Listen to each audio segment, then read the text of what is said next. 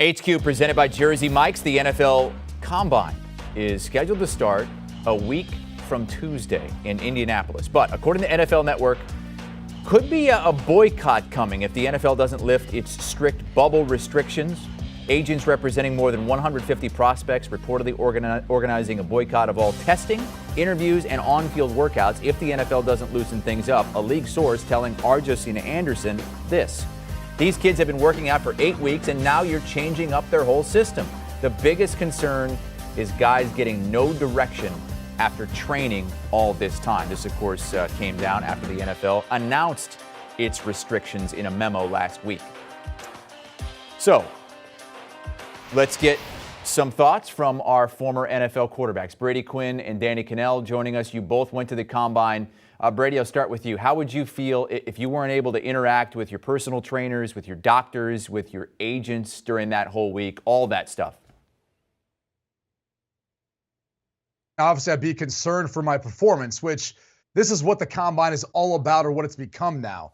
The NFL has made it a made-for-TV event, and really what they've done is they've said, okay, we want you to go out there and put on a show for everyone out there who's watching. And oh, by the way, this 40 time, all these tests that you'll be doing, they will stick with you forever throughout your entire career. And if you have like a career like Tom Brady, we're going to go back and keep running replays of your 40-yard dash and what it looked like back then. So the hard part, I think, for me as a former athlete, a guy who went to the Combine, is if you're trying to perform at your peak, at your best, you'd think you'd be able to want all the people around you or help preparing you to that point to be there. And the fact that the NFL has basically gone out on their own and has taken this stance, it shows you a little bit how tone deaf they are, especially considering throughout the course of the playoffs where all of a sudden COVID didn't exist.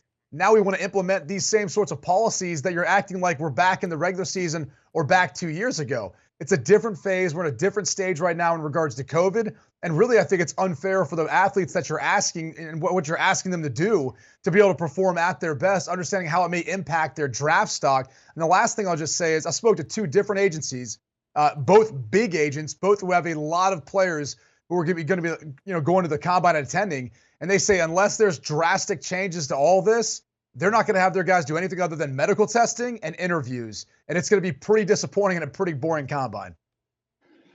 Brady, if I was a player, I wouldn't do it. I guess I should say it depends on where you're going to get drafted. Like if you're a bubble guy and you don't have the luxury and you're maybe a 6th or 7th round pick and you're just trying to get noticed, maybe that's an opportunity for you to go and do everything and say, you know what, I don't care about the bubble. I'll do whatever it takes. But if you're any one of the quarterbacks that we're going to discuss today, who's, in the discussion for a first-round pick, selection or even top 3 rounds, I would say, you know what? It's not worth it for me because I think the Combine is really antiquated. And we've already seen a lot of players already pass on working out. They pick and choose the workouts that they want to do.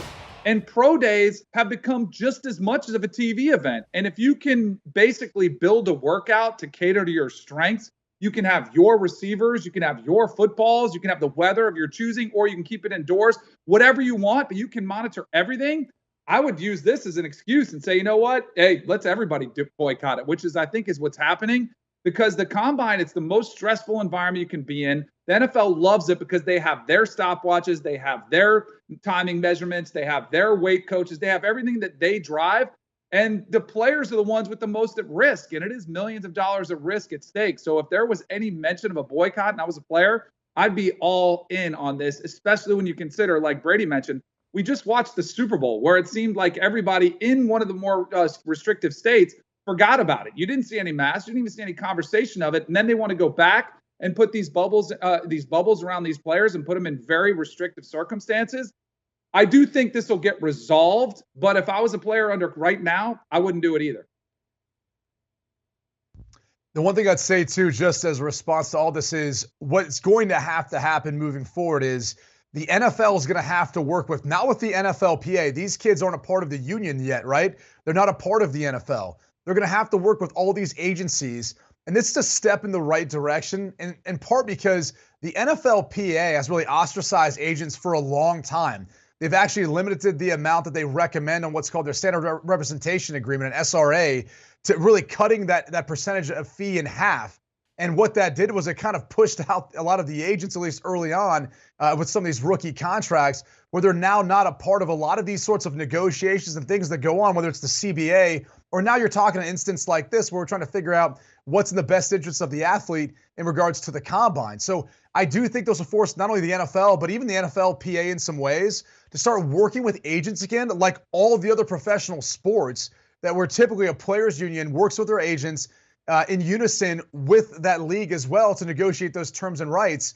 Hopefully this will create more of, a common ground, if you will, between the NFLPA, the NFL, and agents, considering NFL agents for a while now have been ostracized and kind of kicked to the side. We'll see if the NFL loosens things up. A week from tomorrow is when the Combine is scheduled to begin. Lucas Oil Stadium, Indianapolis. Do you want a sports network that delivers everything that matters about the game? The highlights, the picks, the instant analysis, no yelling, no fake debates, no politics. Hit the subscribe button and never miss a moment.